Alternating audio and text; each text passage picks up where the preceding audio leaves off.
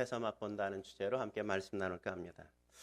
오늘은 부활주일이죠. 어느 모임에서 어떤 분이 한 분이 사람들에게 함께 모인 사람들에게 질문하기를 부활하신 예수님이 하신 1000마디가 뭘 것 같아요? 이렇게 물었대요. 부활하신 예수님이 한 1000마디, 사람들을 만나서 한 1000마디가 뭐냐 이거죠. 여러분 어떻게 생각하세요? 부활하신 예수님이 여러분에게 딱 부활하셨어요? 제자들을 만나서 처음 뭐라고 말씀하셨을 것 같아요? 네? 놀랬지? 뭐 이렇게. 역시 우리 이해복 집사님은 영원한 소녀예요. 놀랬지 뭐. 뭐라 그랬을까요? 난센스 퀴즈예요. 난센스 퀴즈니까. 그분이 대답하기를 뭐라 그랬냐면 내가 죽었을 때 받은 조의금 다 어디다 썼어? 이렇게 얘기했대. 내 장례 때 받은 다 조의금 다 어디다 썼어? 이렇게. 아마 이런 유머는 오늘날 세대를 잘 반영하는 게 아닌가 하는 생각을 해봐요. 지난주에도 모 연예인이 친구의 결혼식에 참석해서 그 축의금을 다 가지고 도망쳤다는 그런 보도가 있지 않았습니까? 친구의 결혼식이 어떻게 됐겠어요? 돈을 다 가지고 도망갔으니까. 그 사람의 마음에 아마 잊을 수 없는 가장 축하받아야 될 그날, 그는 아마 가장 거대한 충격에 휩싸이지 않았겠습니까? 이만큼 이 세대 가운데 돈이라는 것, 그것이 얼마나 거대한 영향력인지, 사람과의 관계가 얼마나 그렇게 하찮게 만들어지는 건지, 그런 세태를 잘 반영한 게 이런 유머 가운데 있는 게 아닌가 하는 생각을 해봅니다. 오늘 본문은 예수님이 십자가에 돌아가시기 위해 잡히시는 장면을 그려주고 있지 않습니까? 보다 정확하게 얘기하면 예수님이 잡히신 게 아니라 예수님이 잡혀주신 사건이라고 우리가 이렇게 얘기해야 되겠죠. 왜 그렇습니까? 예수님의 인생 자체가 십자가를 향하여 걸어가신 길이기 때문이요. 예수님의 시계는 언제나 그 십자가, 그 부활을 향해 초점이 맞춰져 있기 때문인 거죠. 예수님이 십자가의 길을 걸으신 이유가 어디 있습니까? 십자가의 길 그 끝에 그 부활의 영광이 있기 때문에 아니겠습니까? 부활은 예수님이 이루신 게 아니란 말이죠. 예수님이 부활하시겠다 이래서 부활하신 게 아니라 예수님은 죽으셨고 하나님께서 그 예수님을 다시금 부활시키셨다고 성경이 그렇게 언급하고 있지 않습니까? 빌립보서 2장 8절과 9절 말씀 같이 한번 볼까요? 빌립보서 2장 8절 9절 같이 읽겠습니다. 시작. 사람의 모양으로 나타나사 자기를 낮추시고 죽기까지 복종하셨으니 곧 십자가에 죽으심이라. 이러므로 하나님이 그를 지극히 높여 모든 이름 위에 뛰어난 이름을 주사. 예수님이 하신 사건이 어디까지라고요? 자기를 낮추시고 죽기까지 복종하신 그 십자가까지가 예수님이 하신 사건이고, 예수님이 죽으시고 나서 그 다음 일어난 부활은 누가 하신 거라고요? 하나님이 하셨다. 예수님의 마지막 사역은 십자가까지 걸어가는 것이요, 마지막까지 십자가에서 자기의 목숨을 주님 앞에 내놓는 것, 십자가에 기꺼이 자기의 목숨을 드리는 것, 그것까지란 말이죠. 그 다음은 누구에게 맡겼어요? 하나님 앞에 모든 일들을 위임하고 맡긴 것 아닙니까? 나머지는 하나님이 하셨단 말이죠. 부활은 누가 해요? 하나님이 하시는 사건이다. 다시 살리는 역사는 누가 하는 거다? 하나님이 하시는 거란 말이죠. 예수님이 혼자 그냥 십자가에 못 박혀 죽고 다시금 내가 부활하는 쇼를 한 게 아니라 예수님은 철저한 인간으로 그냥 연약한 그 모습 그대로 십자가에 돌아가신 그 사건까지, 그의 인생을 철저히 주님 앞에 맡기시고 그렇게 죽은 사건까지가 예수님이 하신 일이요. 나머지는 주님께서 부활시키신 거란 말이죠. 그러므로 우리가 부활의 영광을 맛보길 원한다면 우리는 십자가로 걸어가신 주님처럼 마지막까지 우리가 그 길을 걸어가야 되는 것 아니겠습니까? 그렇다면 부활의 영광을 얻기 위한 십자가의 길 어떻게 걸어가는 걸까요? 첫째로 마지막까지 인내할 수 있어야 한다는 겁니다. 마지막까지 인내할 수 있어야 된다는 거죠. 인간의 삶에서 마지막까지 지켜야 될 게 있다면 뭐라고 생각하세요? 우리가 끝까지 놓지 않고 지켜야 될 건 뭐예요? 목숨보다도 중요한 게 어디 있어요? 그죠? 내 목숨보다 제일 중요한 건 더 이상 없잖아요. 그죠? 돈이 아무리 소중하다고 해도 목숨과 바꾸겠습니까? 바꿀 수 없잖아요. 인간은 누구나 본능적으로 자기의 목숨을 지키고자 하는 그 마음이 마음속에 있지 않습니까? 근데 오늘 예수님의 모습을 보십시오. 자기의 생명이 위협을 당하는 그 상황 속에 놓여 있는데 예수님은 자기의 목숨을 지키려는 의지가 전혀 없는 것처럼 그렇게 보여지지 않습니까? 오늘 보면 47절, 48절에 뭐라고 얘기해요? 같이 한번 읽어볼까요? 47절, 48절입니다. 시작. 말씀하실 때 12 중에 하나인 유다가 왔는데 대제사장들과 백성들의 장로들에게서 파송된 큰 무리가 칼과 몽치를 가지고 그와 함께 하였더라. 예수를 파는 자가 그들에게 군호를 짜 이르되 내가 입 맞추는 자가 그이니 그를 잡으라 한지라. 그러니까 가룟 유다가 예수님을 팔아서 대제사장들과 그의 종들을 군대를 데리고 사병들을 데리고 와서 무장하고 와가지고 예수님을 잡으려고 하지 않습니까? 그들이 짰죠. 뭐라고 짰어요? 가룟 유다 내가 가가지고 입 맞추는 그가 예수님이니까 너희들은 무장하고 있다가 그가 도망치지 않도록 너희가 잡아야 된다. 이렇게 짠 것 아니겠어요? 이래서 그들이 자기를 잡으러 온 걸 직면했다면 여러분 같으면 어떻게 하겠어요? 우리는 둘 중 하나잖아요. 맞서 싸우든지 주랭랑하든지 둘 중 하나 해야 되는 거 아니에요? 그죠? 근데 오늘 예수님은 자기의 목숨을 위협하고 있는 이 상황, 내가 지금 붙잡히면 십자가에 못 박혀 달려 죽어야 된다는 이 상황을 아시면서도 그분은 그렇게 하시지 않았습니다. 동일한 오늘 본문이 기록된 누가복음에서는 이 장면을 이렇게 묘사하고 있는 걸 우리가 확인할 수 있죠. 누가복음 22장 50절 51절. 지난주에 여러분이 읽었던 본문 가운데 있죠. 이런 구절이 있었나 아마 또 생각할지 몰라요. 같이 한번 읽어보죠. 50절 51절 읽겠습니다. 시작.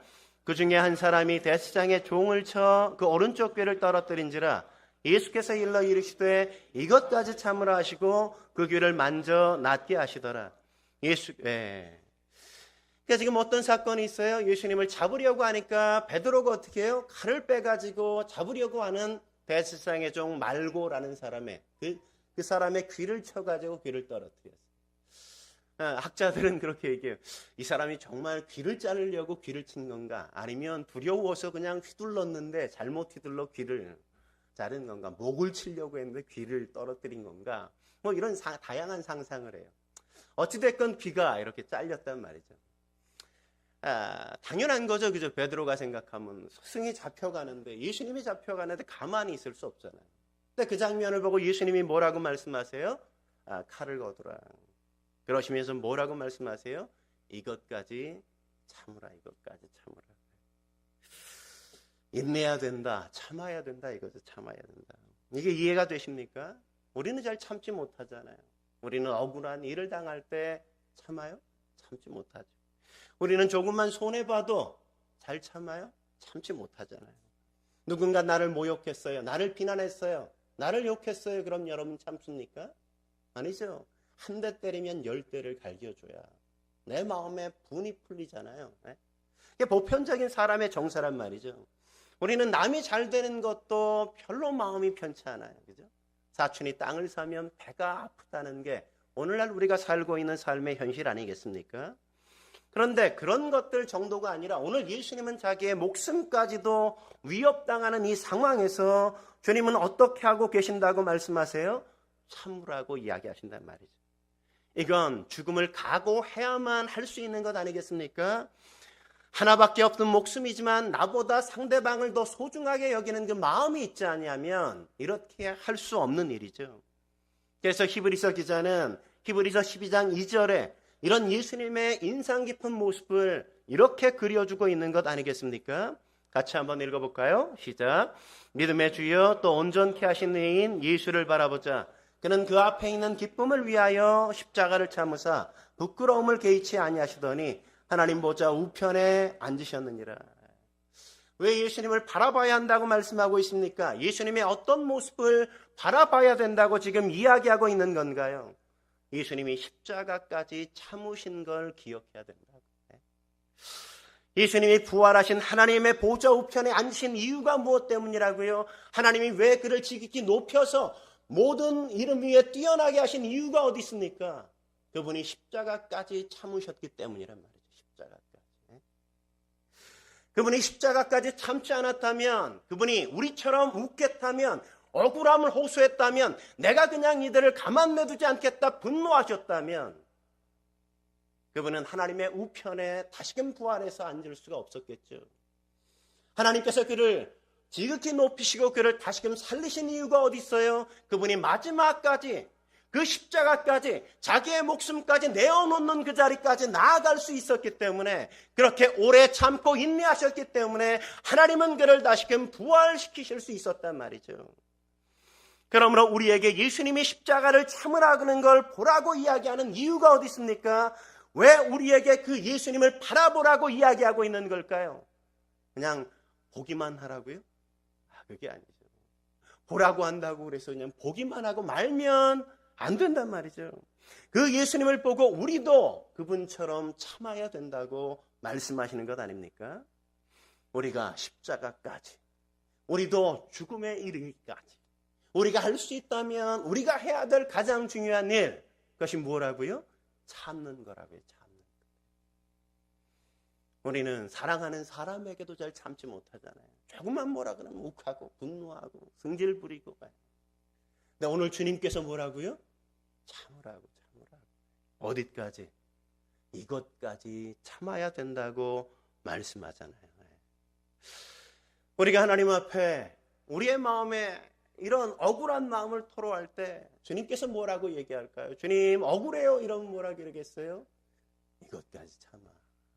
주님 또 손해봤는데요? 그래도 참아. 주님 또 나를 깠어요. 그래도 참아. 이러다가 내가 그냥 사람들에게 인격 살인을 당할 것 같은데요? 그래도 주님 뭐라고요? 그래도 참아. 이것까지 참아. 그런데 더 중요한 건 뭔지 아십니까? 예수님은 이렇게 참으라고 말씀하시는 데서 멈추지 않으셨다는 거예요. 예수님은 산상수훈에서 보다 더 적극적으로 참는 것이 아니라 보다 적극적으로 우리가 해야 될 일이 있다고 말씀하시죠. 마태복음 5장 39절에서 41절 말씀 같이 한번 읽어볼까요? 39절부터 같이 읽겠습니다. 시작. 나는 너희에게 이르노니 악한 자를 대적하지 말라. 누구든지 내 오른뺨을 치거든 왼편도 돌려대며 또 너를 고발하여 속옷을 가지고자 하는 자에게 겉옷까지 가지게 하며 누구든지 너로 억지로 오리를 가게 하거든 그 사람과 심리를 동행하고. 이 여기서 제일 중요한 단어가 뭔지 아세요? 39절 이 전제가 제일 중요해요. 나는 너희에게 이르노니 뭐라고요? 악한 자를 대적하지 말라. 그러니까 지금 누구를 향해서 말하는 거예요? 악한 자. 오늘 본문으로 말하면 그냥 쉽게 얘기하면 나의 대적에 대한 태도를 우리에게 가르치시는 거예요. 나에게 호의적인 사람에 대한 얘기가 아니에요. 나랑 그냥 좋은 관계에 있는 사람들에 대한 얘기가 아니라 나를 대적하는 악한 사람, 나를 모함하고 나를 모욕하고 나를 아주 어떻게라도 잡아먹으려 하는 그런 사람이 너에게 이렇게 하거든 이런 거죠. 그죠? 그 전제가 이런 거예요. 그 악한 자가 뭘 요구해요? 그가 오른뺨을 후려갈겼어요. 그러면 주님께서 이것까지 참으라 이러셨어요? 아니에요. 그 사람이 고발해서 내 속옷을 가지려고 하면 어떻게 해요? 이것까지 참아 이렇게 하셨어요? 그가 나를 가기 싫은데 억지로 오리까지 끌고 가. 그러면 그냥 그래 오리까지 그냥 참아줘. 거기까지 가줘. 이렇게 얘기하십니까? 아니에요. 주님은 뭐라고 말씀하세요? 오른뺨을 때리면 왼편도 돌려대고 속옷을 달라면 겉옷까지 내어주고 오리까지 가자 하면 심리까지 가주는 것. 그것이 진정한 인내요 참음이라고 주님께서 말씀하시는 것 아닙니까? 그러므로 사랑하는 성도 여러분, 왜 예수님께서 이렇게 참으라고 하시는 걸까요? 우리가 참 이해하기 어렵잖아요. 그죠? 세상은 이렇게 말하지 않으니까 이게 제일 어렵단 말이죠. 근데 왜 예수님이 이것까지 참으라고 말씀하시는 이유가 어디 있습니까? 예수님은 십자가를 앞에 두고 요한복음 12장 24절에 이렇게 말씀하시는 걸 우리가 찾아볼 수 있어요. 같이 한번 읽어볼까요? 요한복음 12장 24절 같이 읽겠습니다. 시작. 내가 진실로 진실로 너희에게 이르노니 한 알의 밀이 딸에 떨어져 죽지 아니하면 한 알 그대로 있고 죽으면 많은 열매를 맺느니라.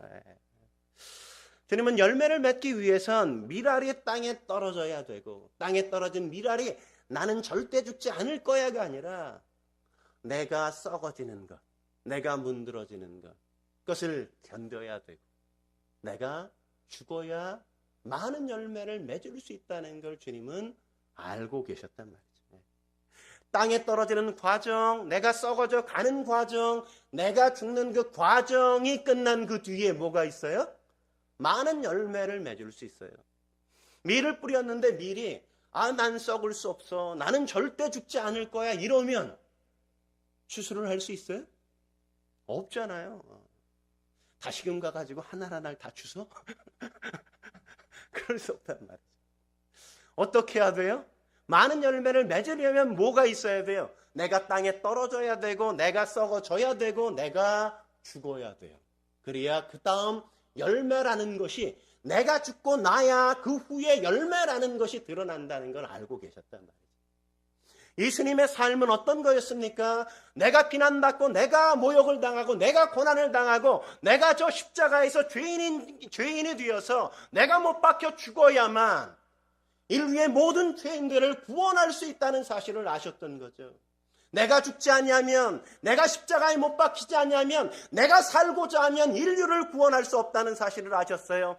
그분은 죄인이 되셔서 모든 인류의 죄를 짊어지고 그 십자가에 달려 돌아가셔야만 됐습니다. 내가 죽어야 모든 인류를 살릴 수 있기 때문에 그 모든 영혼을 살리기 위해선, 그 많은 열매를 얻기 위해선 내가 죽어야만 된다는 사실을 그분은 아셨던 겁니다. 우리의 부활을 위해서, 우리가 하나님의 자녀가 되게 하기 위해서 그분은 기꺼이 십자가로 걸어가신 거예요. 그분은 기꺼이 당신이 짊어져야 될 그 십자가의 고통을 참고 인내하셨던 겁니다. 그러므로 사랑하는 성도 여러분, 여러분 앞에 지금 당하고 있는 고난과 역경과 어려움이 있다고 해도 너무 조급해하지 마십시오. 너무 힘겨워하지 마십시오. 인생의 끝은 이 고난에 여기서 끝나는 게 아니라 그 뒤에 하나님께서 우리의 고난을 참고 인내하는 그 끝에서 하나님은 다시금 부활의 영광을 우리에게 맛보게 하실 것을 믿으시기 바랍니다. 우리가 우리를 기꺼이 주님 앞에 드리면서 우리의 삶을 기꺼이 하나님 앞에 내어드리면서 우리가 참고 인내할 수 있다면 하나님은 마지막 우리의 그 인내의 끝에서 부활의 영광을 맛보게 하실 것입니다. 한 걸음 더 나아가서 부활의 영광을 얻기 위한 십자가의 길 어떻게 가야 될까요? 두 번째, 마지막까지 사랑할 수 있어야 한다는 겁니다. 마지막까지 사랑할 수 있어야 된다는 거죠. 예수님께서 이렇게 인내하신 이유가 어디에 있겠어요? 무엇 때문에 이렇게 인내하셨을까요? 그분께서 사랑하셨기 때문에 인내하신 것 아닙니까? 이 사건이 기록되어지기 이전, 이 사건이 있기 전에 어떤 일이 있었어요? 목요일 날 저녁에 예수님은 제자들과 함께 성찬을 함께 하시고 제자들의 발을 씻기시잖아요. 세족식을 하시잖아요. 그 장면을 기록하면서 어떻게 시작하고 있는지 아십니까? 요한복음 13장 1절에 이렇게 그 모습을 그려주고 있죠. 요한복음 13장 1절 같이 한번 읽겠습니다. 시작. 유월절 전에 예수께서 자기가 세상을 떠나 아버지께로 돌아가실 때가 이른 줄 아시고 세상에 있는 자기 사람들을 사랑하시되 끝까지 사랑하시니라. 예수님은 하나님께로 가실 걸 아셨어요. 그리고 얼마 남지 않았다는 사실을 아셨는데 예수님은 자기의 사람들, 당신이 사랑했던 사람들에 대해서 어떻게 하셨다고요? 마지막까지 사랑하는 걸 포기하지 않았다. 하나님은 시작만 하고 멈추시는 분이 아니라 끝까지 마지막까지 그 사랑을 지켜가는 분이라고 그렇게 이야기해 주죠. 오늘 본문이 그런 모습을 우리에게 확인시켜 주지 않습니까? 가룟 유다 누구예요? 예수님의 12제자 가운데 한 사람이었잖아요. 주님은 그를 신뢰했어요. 그에게 돈꾀를 맡겼단 말이죠. 재정부장이었어요. 누굴 재정부장으로 맡겨요? 결코 도망가지 않을 사람, 그죠? 믿는 사람한테 재정부장 맡기는 거잖아요. 줬는데 가지고 토낄 사람, 이런 사람한테 재정부장 맡길 수 없죠, 그죠? 그를 신뢰하니까 그에게 맡기는 거잖아요, 그죠? 그러니까 예수님이 그에게 재정부장을 맡겼다는 건 뭐예요? 그를 그만큼 신뢰했다 이거죠. 그를 믿었다는 거잖아요. 그런데 오늘 그가 어떻게 해요? 예수님에게 배신을 때리고 예수님을 팔려고 계획하고 그리고 사람들을 데리고 와서 예수님을 마치 죄인처럼 잡으러 여기에 왔단 말이죠. 데리고 와가지고 어떻게 해요? 그 병사들에게 내가 입을 맞추는 그 사람이 바로 예수니까 그 사람을 잡아야 돼. 그 사람을 주목해. 이러고 뻔뻔스럽게 49절 뭐라고 이야기합니까? 같이 한번 읽어볼까요? 49절 읽겠습니다. 시작. 건 예수께 나와 라비여 안녕하시옵니까 하고 입을 맞추니. 야, 이 대단한 인간이야. 그죠? 가룟 유다. 예수님을 팔기 위해서 예수님 앞에 나오면서 그를 끌어안고 그에게 입을 맞춰요. 네. 예수님을 팔기 위해. 얼마나 비열합니까? 그죠? 너무나 거대한 배신 아니겠어요? 3년이나 함께 동행한, 내가 철저하게 믿고 신뢰한, 그러니까 나를 이렇게 뻔뻔스럽게 마지막 나를 파는 자리까지 와가지고 나에게 안녕하시냐고 묻고 나에게 입을 딱 맞추는데, 여러분 같으면 어떻게 하겠어요? 야, 나를 팔려고 와가지고, 야, 그런 것 같지 않게 와가지고 입을 맞춰?